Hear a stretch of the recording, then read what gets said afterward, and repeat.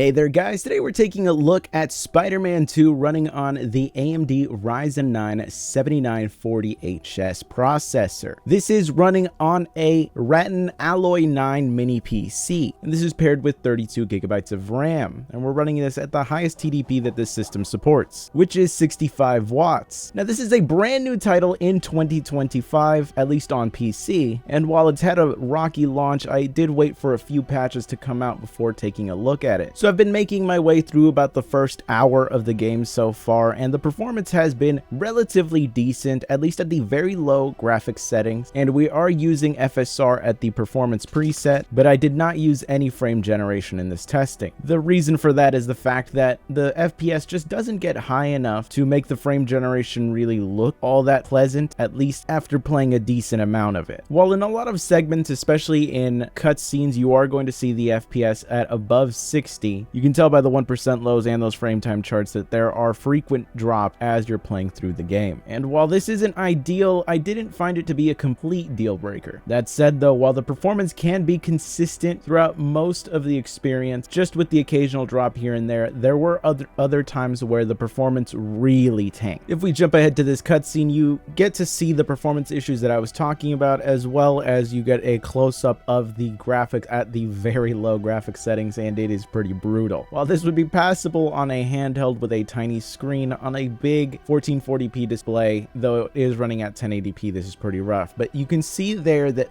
there was severe FPS drops happening, and those frame time charts are showing that things were really struggling there. Now this wasn't just a one-time thing, it did happen again in this specific cutscene, and I'm not sure what the issue is here. You do see that the performance ends up dropping dramatically, but so does the power usage. So I'm not sure if this is a game bug itself or if there's just some incompatibility happening here. I am using the most recent beta drivers from AMD, that is the 25.1.1 drivers. So those aren't the full release, they are optional drivers, but when you launch the game, it recommends that you use those drivers instead of the last official full release drivers, which were the ones from December of last year. So I'm using the game's recommended drivers here, and these issues were present throughout the experience. Overall though, if you're looking to play the game, just be aware that you're going to be making some pretty major compromises to get this to function on here. Frame generation is there as an option for you, but as you saw with those frame drops that can end up happening, those get dramatically worse when you start using frame generation. See, frame generation works really well when you have a high FPS, but when there are dramatic shifts in frame times, those get essentially exaggerated even more when you're using frame generation. I've found, at least with frame generation, that even if you have a lower than ideal FPS, as long as your 1% lows are consistent, the experience does see an improvement. But it's when those 1% lows and the FPS average have too much of a gap that frame generation can end up being your worst nightmare. And of course, another downside of using frame generation on such a low FPS is that you can end up seeing a lot of ghosting due to the fact that the system itself ends up having to guess what is happening, and errors in those guesses can really become apparent at these lower FPSs. Things that would for the most part be hidden if you had an FPS at 120 or above, where frame generation will just give you a boost that, if you ask me, isn't even all that worth it at that point. But a lot of people really love to argue about the differences with frame generation. Personally, I'm not the biggest fan of it. I think a lot of the times it ends up causing more issues than it solves, at least in its most ideal setting, but I have found it to help out in some titles that are still below the ideal setting but above an absolute mess in terms of performance.